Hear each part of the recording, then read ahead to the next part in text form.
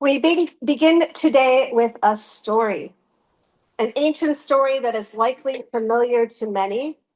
Even if you don't remember the details, you will probably know the names David and Goliath. This story comes from 1 Samuel chapter 17, but instead of reading from the Hebrew scriptures, here's maybe more enticing narrative account that I've adapted from Reverend Sean Newton. The scene was tense. There were armies gathered all around, Philistines on one side, Israelites on the other, mortal enemies. Goliath, who towered head and shoulders above the rest, was itching for a fight, had been for 40 long days. He had been trash talking nonstop, challenging just one Israelite soldier to step forward and take him on.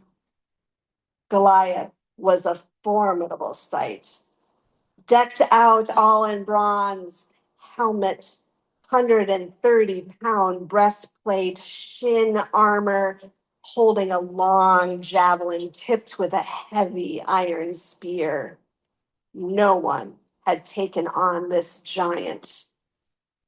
One fateful day, a young shepherd named David arrived at the battlegrounds with food for his older brothers who were serving in King Saul's army. David overheard the giant's challenge and felt a wave of confidence that he was up for the task. He was the only one convinced of this, though. He was young, scrawny, had no weapons of his own.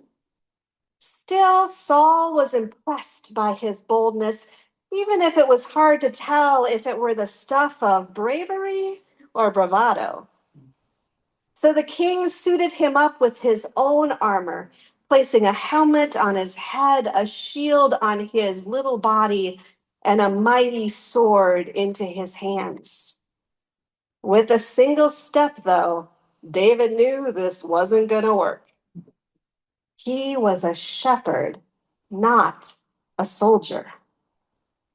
David cast off the unwieldy armor. He grabbed his familiar staff and bent down, choosing 5 smooth stones from the dry stream bed nearby, and he put them in his shepherd's bag. Then, with his sling in one hand, he went towards the Philistine giant, trusting the tools and skills honed from protecting sheep from wild animals.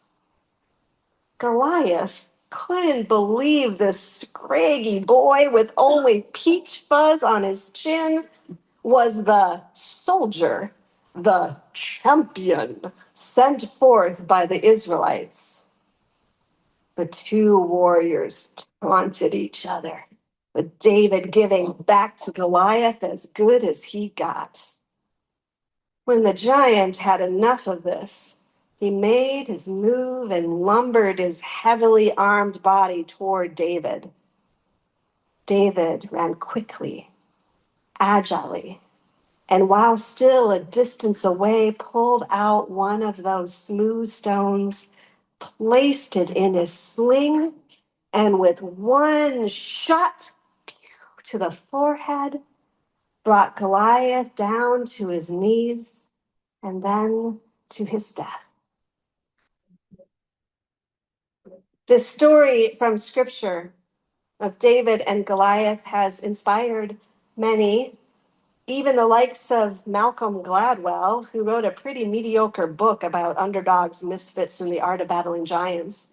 If you liked the book, please come up and tell me about it afterwards. Thought it was a little, not one of his best. The story is good, but Malcolm Gladwell's book was not. But more relevant to us is how this story provoked a Unitarian minister and one of the most renowned social ethicists and theologians of the 20th century, James Luther Adams, known simply as JLA to many. JLA, who died in 1994, earned his bachelor's degree at the University of Minnesota. And although he was raised in a fundamentalist church, as a young man, he rejected all religion. But for some reason, he couldn't stop talking about it. One of his University of Minnesota professors told JLA that he was going to be a preacher because his passion was clearly religion, and he missed no chance to attack it every moment that he could. Influenced by this teacher and by John Dietrich, the outspoken humanist minister at First Unitarian Society in Minneapolis, JLA enrolled in Harvard Divinity School to prepare for Unitarian ministry. JLA was incredibly smart and insatiably curious. He was a critical thinker. He would engage competing points of view, different contexts, comparing ways of thinking and historical perspectives. He lived in the tensions and the contradictions as he wrestled with questions and formed his thoughts. He didn't come up with a thesis first and then try to find things to support it. Instead, he kept asking the questions, asking the questions, asking the questions until something formed from that. Besides ministry and academia, JLA had been a labor activist and a civil rights advocate. He was not someone who just sat in his cozy, comfortable armchair, writing and thinking and pontificating, removed from the real world. He spent a lot of time in Germany in the mid-1930s and confronted both Nazism and our country's homegrown anti-Semitism and racism.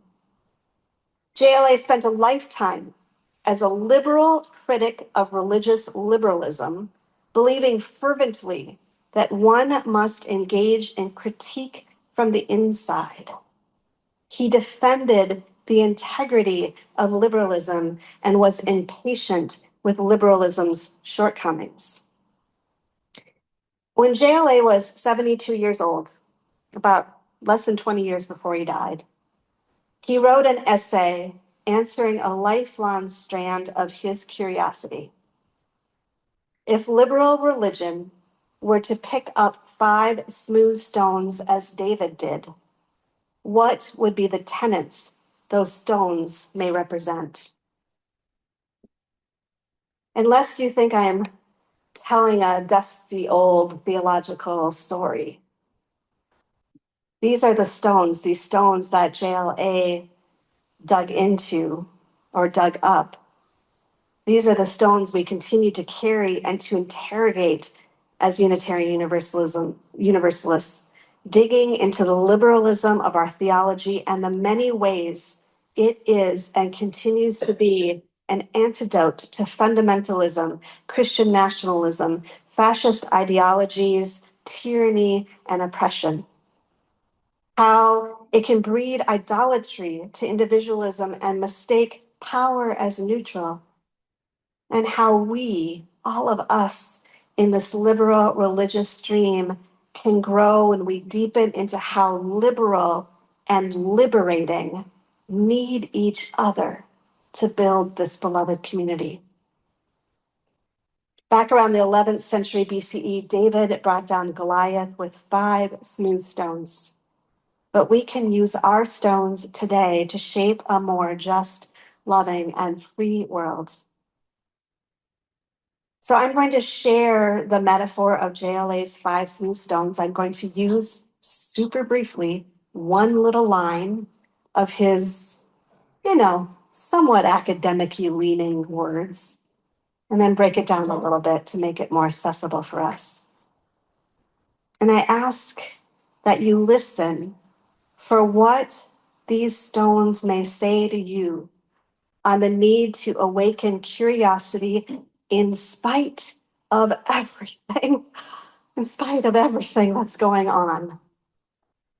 And on this day as well, when we have welcomed so many new members to our free and covenantal and liberal religious community.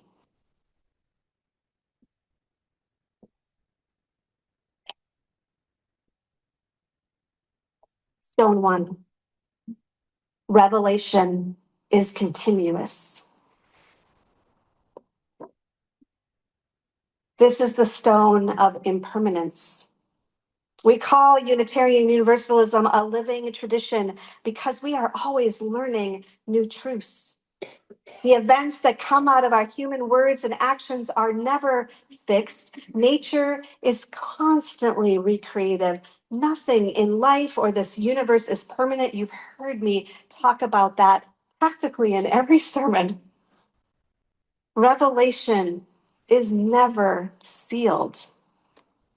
Together, we engage in a free and responsible search for truth and for meaning. We do this with curiosity and wonder, with creativity and possibility, not fully knowing, but open to the exploration and the journey. I hope and think that that's what our new members said yes to today when they joined Scoof, and what the members and friends of this congregation say yes to every time you come to this community. Stone 2. All relations between persons ought ideally to rest on mutual free consent and not on coercion.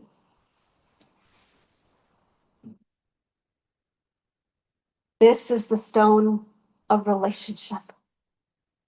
Look around, friends. Look at all of the rich consensual relationships that you are choosing here by being part of this voluntary association. There is no creed that you had to prescribe to. You walked in these doors, you joined us online, and you said yes to being here. Church is not very trendy nowadays. And you said yes to being here. We choose to be part of a group, part of a community. We know that we will encounter certain restrictions on our individual freedoms when we are part of a group, right? We know that we will have to give up some of our individual freedoms when we are part of a group. But we join together through covenant, not creed, by making promises to one another, knowing that we will break these promises and that we will work to renew these promises again and again because we are fallible. We screw up. We make mistakes. We cause harm. We are impatient. We don't always listen. We don't always show up. How can this community invite us to return again and again and again to each other and to the broader worlds? And because it can be super duper tempting to believe that we know best, I'm the minister, I of course know best. We turn to many different sources of wisdom, to the deeds of good or even saintly people, to nature and science and art, to other cultures and histories and lived experiences. This is living in mutuality.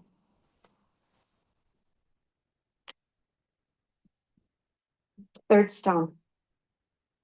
We affirm the moral obligation to direct one's effort toward the establishment of just and loving community.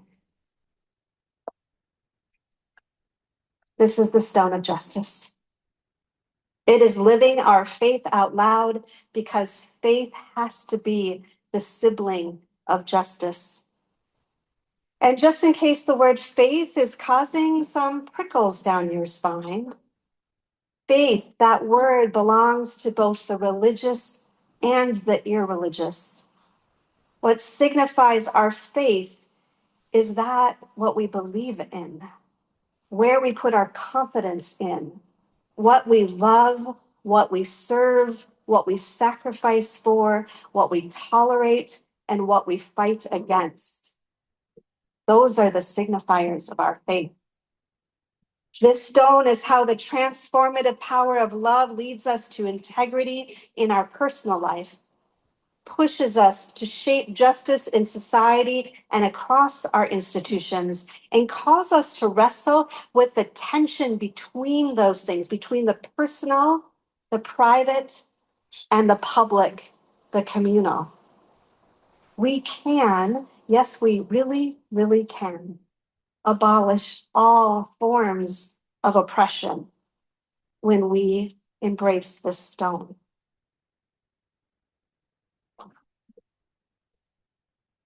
Stone 4. We deny the immaculate conception of virtual and affirm the necessity of social incarnation. Ooh, JLA. Pick that again. This is the stone of agency. Good things don't just happen. People make them happen by giving time and energy to shaping social, economic, and political institutions. Our faith is not the kind of freedom that expresses itself only within a family or a close circle or within the narrow confines of our daily life. We create justice in and through community. We create justice when we organize and when we use our collective power out of love. I think that's a little easier to understand, right? Our fifth and final stone. The resources, divine and human, that are available for the achievement of meaningful change justify an attitude of ultimate optimism. Okay. This, my friends, is the stone of hope. We can hold and carry forth. We can move with optimism, even without neglecting the realistic events before us, the tragic events before us. We can still choose optimism, not to deny the reality, the tragic, the harm, and the oppression. But how do we move through that if we can't hold hope? What is real right before us? What can be renewed? What can be revealed? And here, in times of war and rising authoritarianism, the humanity that is almost hidden in times of peace comes into fuller view. Even there, we can find hope. Because when we peer into the fullest view of our very nature, our relevance, our values, we can see that both evil exists and we can see the incredible courage, compassion, kindness, joy, and resilience that brings about transformation. Just look to the response that we had against Operation Metro Surge and Operation Paris. Devastation continues with that, and community still, yet still, comes together. These stones, revelation, relationship, justice and love, agency and hope, these are our stones. These are our Unitarian Universalist stones. These are the stones of liberal religion, the stones of one of our tradition's most important ethicists and teachers, stones that came out of war and empire and oppression for both David in 11th century BCE and James Luther Adams in our most recent century. Their stones may be smooth and polished, but let us not forget that other stones are newly found and rough.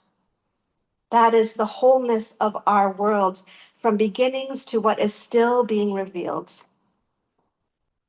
I have stones and rocks all over my house. They remind me of the tools that help me get to work. They call me to pick them up and rub them, to know where they are in the slow but amazing process of change. This stone will eventually, it might take millennia, but this stone will eventually wear down, change, erode away until it is nothing but dust. Eventually, in this hard stone, there is ever change. If this stone can change, my God, I sure hope I can.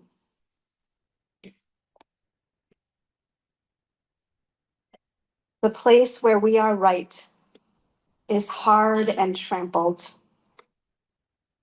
We can barely find even a pebble in this crushed yard.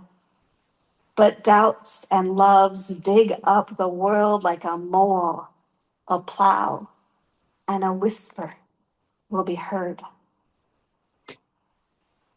The whisper that came to me far too late last night was one that Rebecca Solnit reminded Anne Lamott 2 days ago, who reminded me, who now I'm going to tell you. People have always been good at imagining the end of the world, which is much easier to picture than the strange sidelong paths of change in a world without end. So go find your stones, because revelation is not sealed. Good things don't just happen. Life expands when we gather together in love along the ever-changing journey. Justice rolls down like waters when we make it into a real and unstoppable force. Tap into those inexplicable resources of great courage, great joy, great hope. We share this all together. We're in this all together, held in sacred covenant with one another. Blessed be.